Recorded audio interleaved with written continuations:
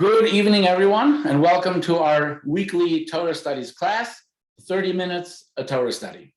The Torah portion of Vayera, which is absolutely my favorite Torah portion, in the sense that 2 years ago, this was Sender's Torah portion for his bar mitzvah. This week he's turning 15. It's always exciting to learn the Torah portion of Vayera.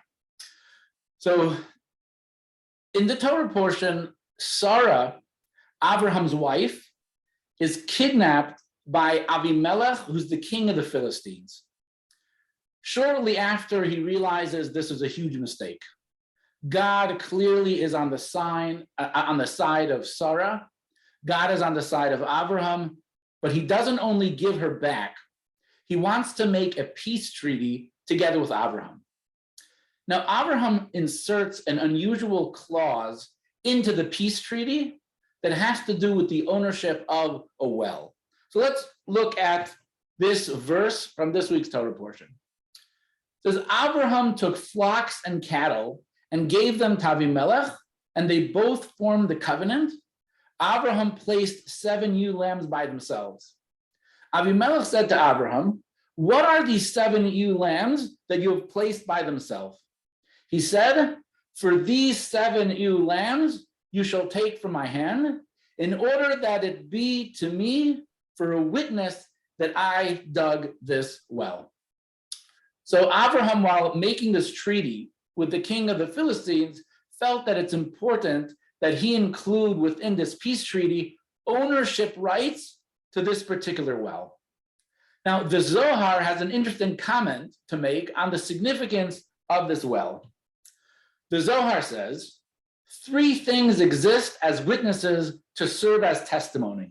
They are the well of Isaac, the lot. The lot is referring to the miraculous division of the land of Israel. When the Jews entered into the land of Israel, there was a miraculous lot of how the land was divided up. And finally, and the stone that Joshua set up. So when Joshua went into the land of Israel, there was a whole inscription that he made on a stone. They serve as witness, they serve as testimony. From where do we derive the well of Isaac? From the verse, in order that it be to me for a witness that I dug this well. So the Zohar actually looks at the verse in this week's Torah portion and says that this well that Abraham wanted to be in the treaty is not just an ordinary well. This well is in a small group. It's in a group of 3 things that are unique, that are set aside to be a witness and to be a testimony. But the Zohar leaves us with some questions. Question number 1, how can the Zohar call it the well of Yitzchak? Didn't the verse speak of the well Abraham dug? Abraham was the one who made a peace treaty. It was his wife Sarah who was kidnapped by Avimelech. He dug the well, he makes the peace treaty. Why does the Zohar call it the well of Isaac? What's that supposed to mean? Question number 2, the Zohar includes this as being a testimony for all generations. What exactly is this well a testimony of? On the surface of it, Abraham wanted to claim rights to a particular piece of water. That's it. That's the whole deal. Why is it that this well, the Zohar highlights, has some type of singular, unique significance? It has a message, it bears witness, it's a testimony for all generations. What is the meaning and the significance of this well? So the Rebbe's father, Rabbi Levi Yitzchak Schneerson, gives an interesting answer. He writes, why does the Zohar attribute the well to Yitzchak, when in fact the verse speaks of Abraham? After Abraham's passing, the well in question was stuffed by the Philistines, and Isaac later redug this well. Thus, the Zohar attributes it to him. The above can be seen in the verse, and Yitzchak again dug the wells of water which they had dug in the days of his father Abraham, and he gave them names like the names that his father had given them. See Torah or Discourse, the Torah portion of Toldos, for more on this. So at first glance, the Rebbe's father, Rebbe Leivik, gives a very simple and straightforward answer to the question. Yes, Abraham was the one who built the wells, but the Philistines stuffed them. So Isaac redug them. So why does the Zohar call it the wells of Isaac? Because if it wasn't for Isaac, there would be no wells. Yes, it was Abraham who was the one who made the well. And yes, he made the peace treaty with Abimelech. But at the end of the day, why do we have the wells today? Why did those wells continue to exist? Because Yitzchak was the one who redug the wells. However, this answer is not fully and completely satisfactory. Why? Because what does Zohar say? The Zohar says that this well, the well that Abraham dug, is an everlasting testimony.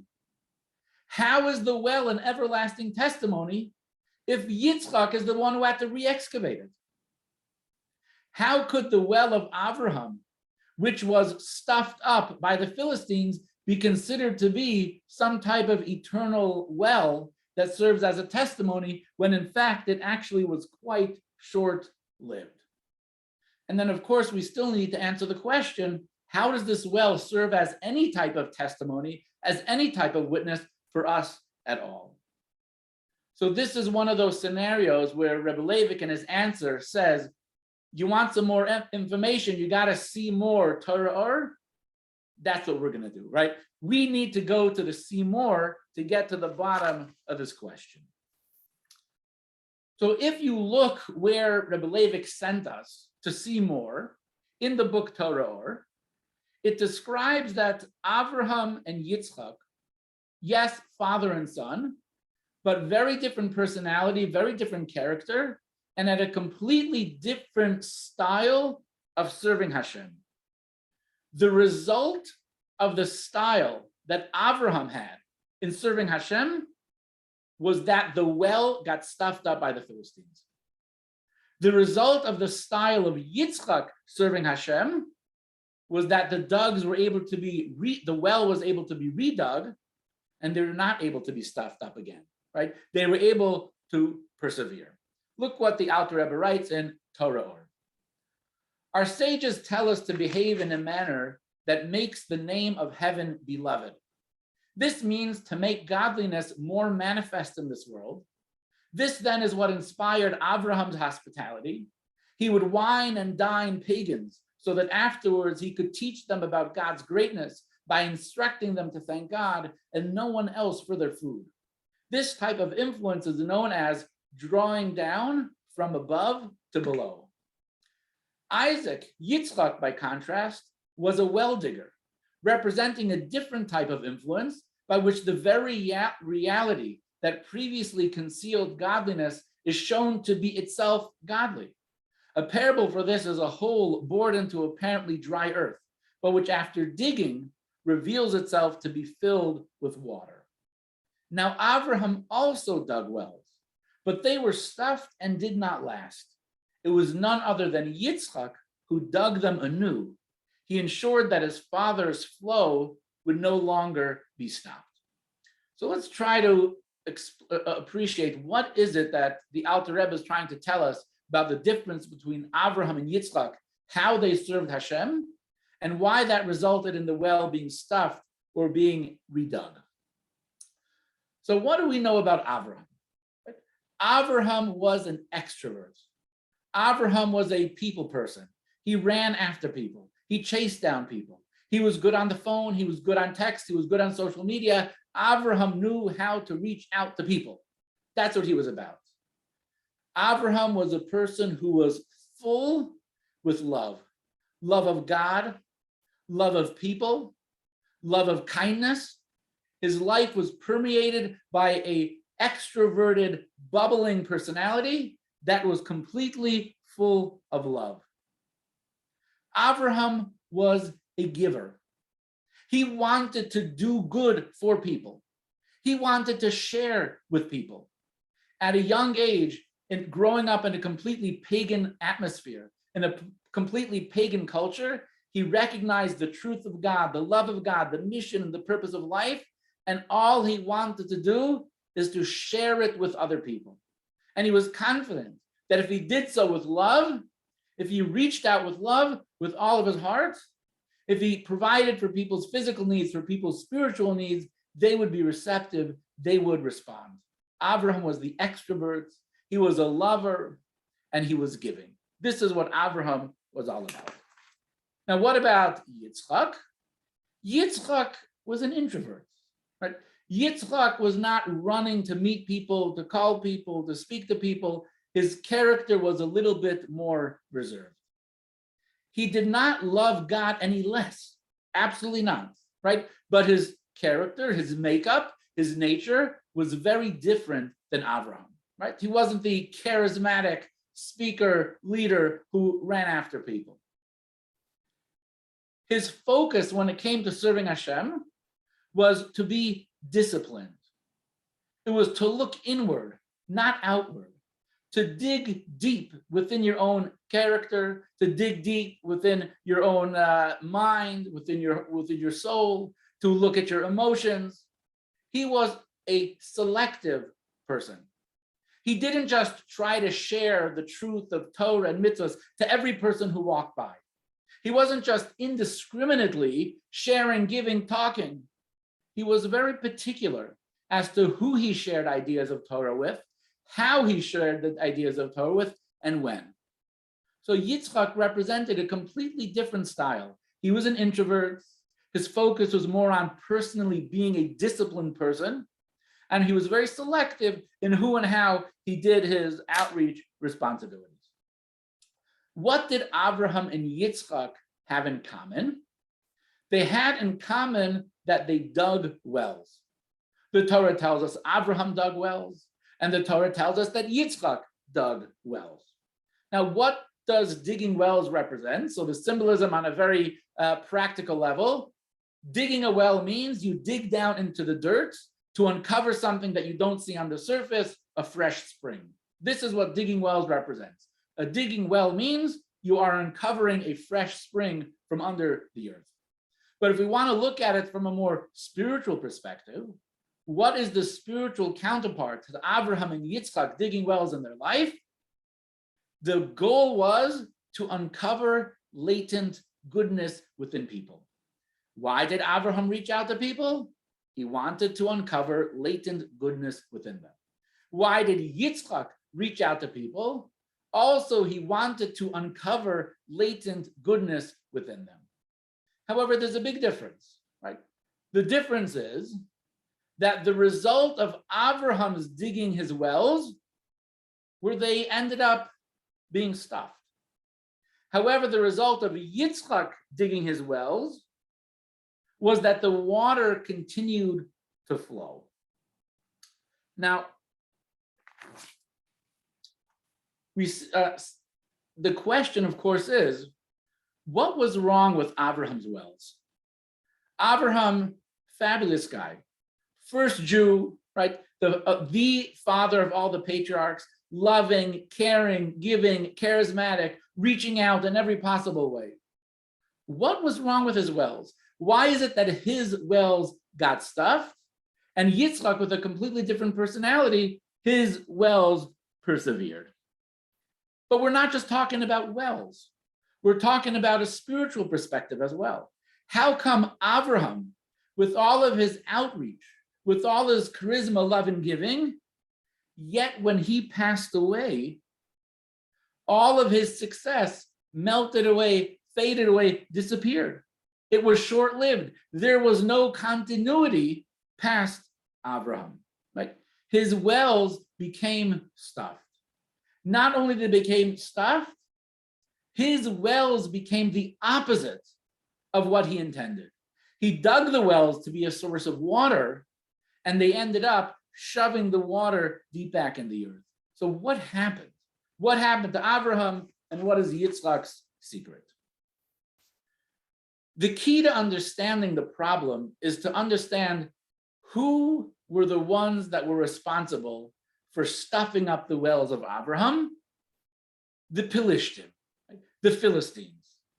The Philistines were a nation that dwelt on the coast of the land of Israel, near the Mediterranean. They were a constant thorn in the side of not only Abraham, but for almost 1,000 years. It wasn't just Abraham who had to deal with them, but Samson, Shimshon, he had a serious encounters with the Philistines. King David had to battle with the Philistines.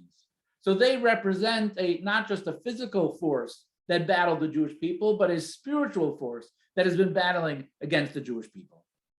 Now, the Talmud makes a comment about the nature of the Philistines based on the very first verse in the book of Psalms.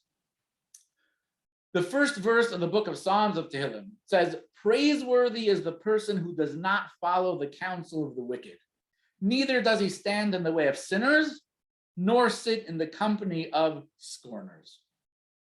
The Talmud comments, Rav Shmuel bar Nachmani said in the name of Rabbi Yonason, the verse which states, "Praiseworthy is the person who does not follow the counsel of the wicked," refers to our forefather Avraham. The verse continues, "Nor sit in the company of scorners."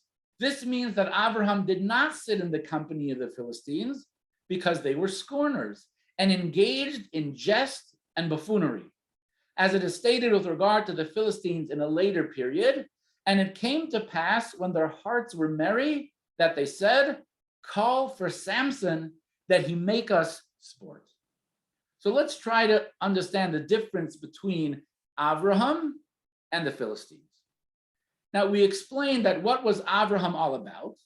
Abraham was about love and he was about giving. Well, you know what? So were the Philistines.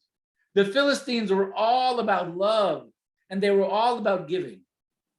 They shared this character trait in common, but it was directed at very, very different aims. Abraham was about love and about giving. Abraham was love of God, right? Love of man. Giving and sharing what the true purpose and meaning of life was about. Giving spirituality, Torah, mitzvahs, giving food when people needed it.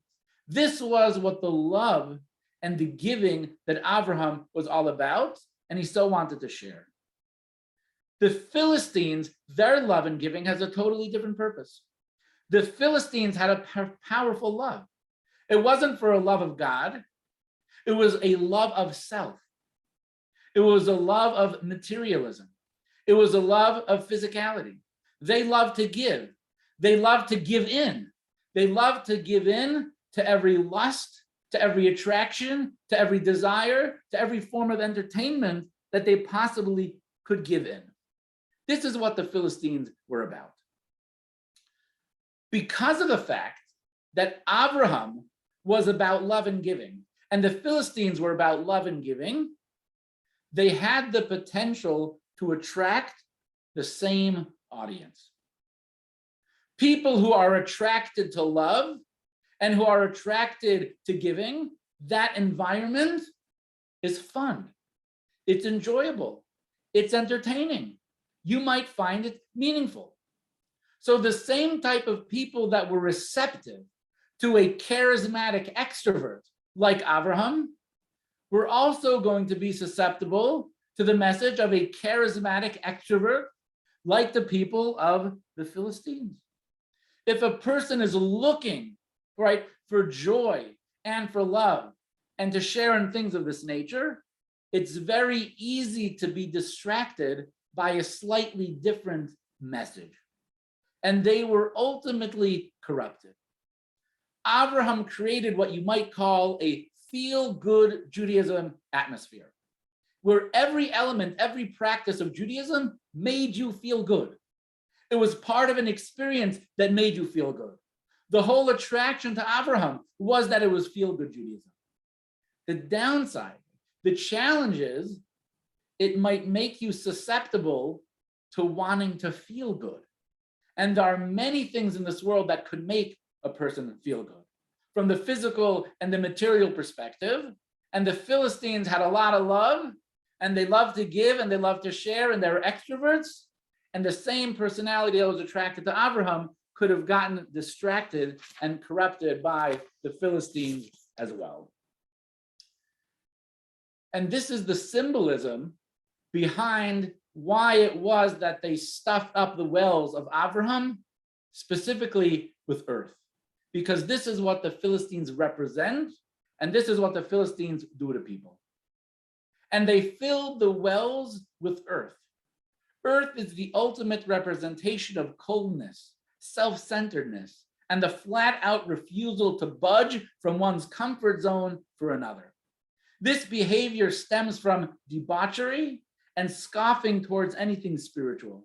Such a person pushes any inclination to be God-fearing from their heart and their soul. This is the meaning of the sage's statement concerning scoffers, that they cannot receive the divine presence, because such a person cannot bear any closeness to God, neither through feelings of love or fear, and is unable to accept any form of critique. The earth inside such a person is unmoving, that they can stand in the face of even the most sublime divine revelations that would inspire the most unfeeling and still remain forever frigid. So what is it that the earth represents? The ultimate selfishness. A person who cannot move out of their comfort zone. They're frozen in space. They're cool. They're unmoved, just like the earth, right? Anything that is uncomfortable for them, anything that's out of their uncomfort zone, they laugh at it. They scoff at it. They make fun of it, because their entire focus on life is feeling good, right? It's all about feeling good. Anything that makes you uncomfortable, awe of God, fear of God, right? Humility, that's not a part of the whole situation at all. So Abraham's network of selfless love was not only dismantled, but also exploited after his death. So without Abraham being there to be the charismatic leader who loved and gave and shared with his people, once he left, they were easily able to be attracted to the Philistines, who were outgoing, who were extroverts, who had loved and shared and gave and all of that. So after he passed away, he was able to be exploited. His wells were stuffed with dirt. However, Yitzchak redug the wells. The Torah tells us, and Yitzchak again dug the wells of water that were dug in the days of his father Abraham, which the Philistines had stopped up after Abraham's death, and he gave them names like the names that his father had given them. So what is it that Yitzchak did differently? So we talked about previously how Abraham, right, gave indiscriminately. He was all about sharing and giving and teaching and opening his house and so on. Unrestricted. That was his personality. Yitzchak, on the other hand, was much more into discipline. He was much more restricted. He did not run after everyone and share with everyone, right? He was very careful about it. Why? He had a completely different attitude. What did he want? He wanted people to dig deep within themselves, do the hard work of changing and growing as a person and becoming a new person. With Abraham, all you had to do is dance. You had to sing. You were part of the environment. You were part of the entertainment, right? It was all good. But Abraham didn't force you to look within and to change and become a different person. As far as Abraham's perspective was, 20 people at the Shabbos table, 40 people at the Shabbos table, 80 people at the Shabbos table. We're all going to have l'chaims, and it's fabulous because we're doing something so holy. But he didn't require and mandate people looking within, changing, growing, working on their character, working on their ego, working on their anger, working on their jealousy. He didn't focus on that. This is what Yitzchak was all about. Yitzchak was about digging those wells, about looking internally, growing, changing, permanently becoming a different person. A person who digs within, a person who works on their character, again, their ego, their jealousy, their lust, their attractions, and so on, and you become a different person, you are not going to be susceptible to the message of the Philistines. It's not going to be attractive. It's not going to be desirable to you. because you're not just looking for an extrovert. You're not just looking for someone who's charismatic. You're not just looking for a good time, even a spiritual good time. You're looking to make real and meaningful changes, and we know the Philistines do not offer that. They can't offer that. So therefore, Yitzchak's style of serving Hashem, which was about real introspection, right, really becoming a different person, it made anything that the Philistines had to offer so unattractive, right? There was no way that the Philistines could stuff the wells that Yitzchak dug. Those were preserved and lasted with incredible strength. So now we have some answers. We have some answers to the previous question. Who did the wells belong to? Was it Abraham's wells or was it Yitzchak's wells? And how is it a testimony that's everlasting?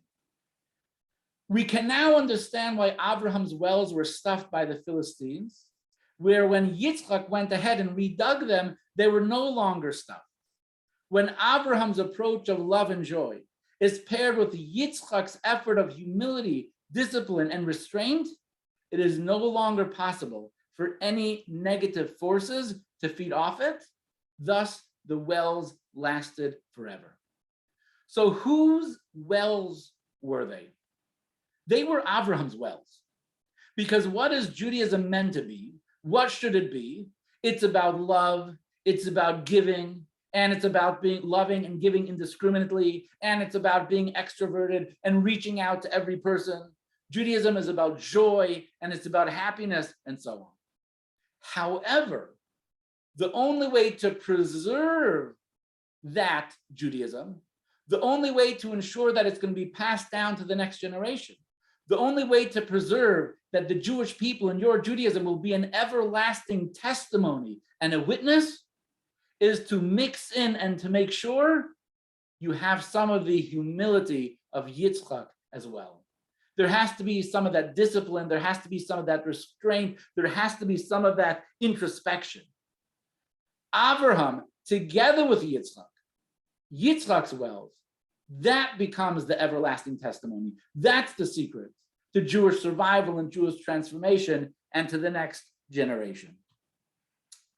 So the answer is the wells are Abraham's, but they can only be preserved with the discipline of Yitzchak, and then they will serve to be an everlasting testimony.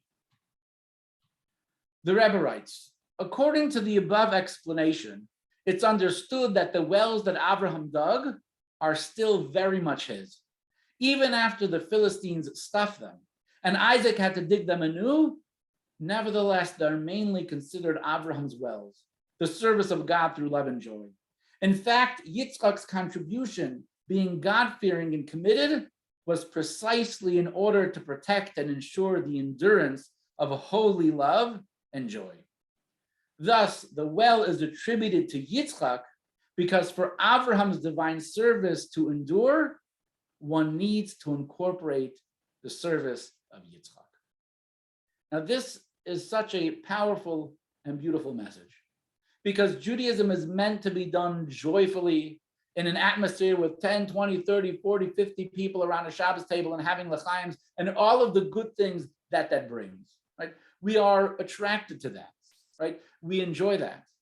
But at the same time, we have to realize that if we want Judaism to pass to the next generation, it has to be more than just fun and entertainment.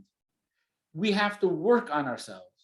We have to introduce into our life the spirit of Yitzchak, to seriously look at our character, look at our lifestyle, look at our behavior, what needs to be changed. How do we need to be more disciplined? How do we need to be more restrained? How do we need to be more selective? Blend together the passion, the love, the joy of Abraham. We got to dig the well of Abraham, but it's going to persevere and it's going to be preserved in our life and in our family's life when we combine it with the introspection and the discipline of Yitzchak. All right. Next week, same time, same place, 30 minutes of Torah, Tuesday, 7:30 to 8 o'clock, 30 minutes. And I also want to remind everyone about the next JLI class, which is starting on for 4 Wednesdays, starting November 3rd. Why are many Jews joining anti-Israel movements, and what can be done to stop this? Outsmarting Anti-Semitism, a 4-part course on the absurdity of anti-Semitism and how to beat it with purpose, positivity, and pride. A really important class. We're going to do it on Zoom as well at the moment. So 4 Wednesdays starting November 3rd. All right. If anyone has any questions, comments, suggestions, any thoughts, any feedback? I have a question. When it talks about Abraham's names for the wells, I'm confused. He gave them specific names, or is it something else we're talking about?